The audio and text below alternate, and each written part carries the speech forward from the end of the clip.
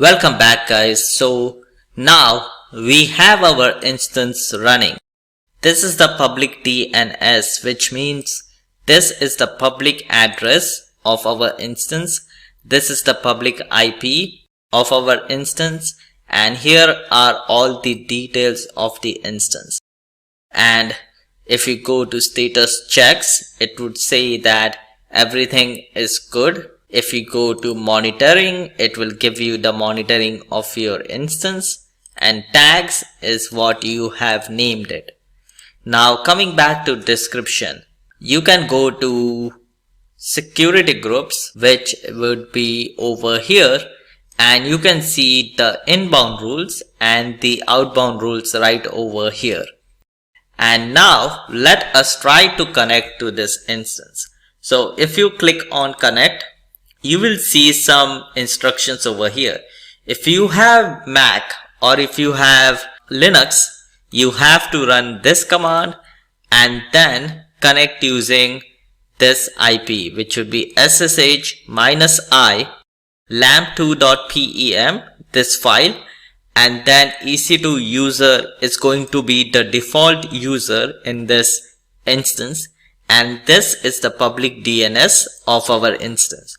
This is how you connect with a Mac or a Linux instance.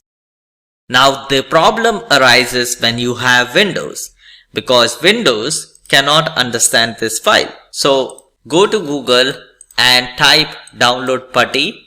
Download from this first link that you see.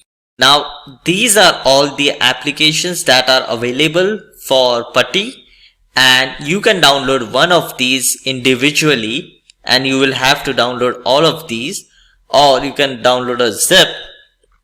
But what I always recommend is using the installer. Once you download this, install it like any normal software. I can actually show you right now. So here I will start the installation. I already have it installed, so it will give me an option. Oh, I can install it. So this installation will run, and once this installation is done, what we are going to do is use something called as puttygen. Now this puttygen is also going to be downloaded in this MSI, and you click on, I will cancel this because I already have it. So this puttygen is what we are going to use to actually work with the PEM file that we had. So this PEM file can be converted into a putty private key file that we will use in Windows to connect to this instance. Now I know it's a hassle, but that's how Windows is. So this is the file over here. So I will click on this and it says that it successfully imported this file. Click on OK. And now I will save this without a passphrase as in desktop as lamp2. Now once this private key is saved, we can use this private key that we just saved right now to log into this instance. How will we do it? So now search for putty in your search, and once you search for putty, you will see this file, putty app. Click on that putty app.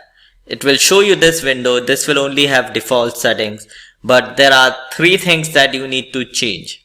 The first one is data put in the username ec2 user. This would be the default username it would take while connecting to this public DNS.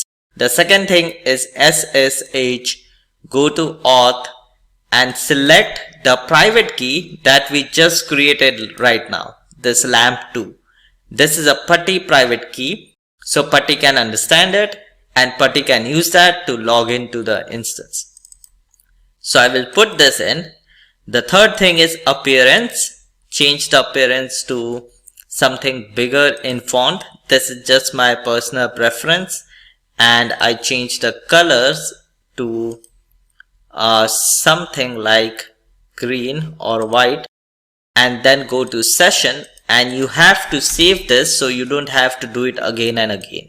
So once I save it, and I go to LAMP2. Oh, I have to save it over here, and I go to LAMP2 and load it. It would load the username, it would load the SSH key, and it would load my appearance and colors. So now you take the public DNS, put it in the putty session for LAMP2, and then click on open. Now this is the first time you are trying to connect to this instance. So it will give you this option. Click on yes and you will be in your instance. This is your instance that you just created right now, and I will name this as LAMP2 to make sure that this one is the one that we created few minutes ago. And the main important thing that I want you to run first is cat/etc system release.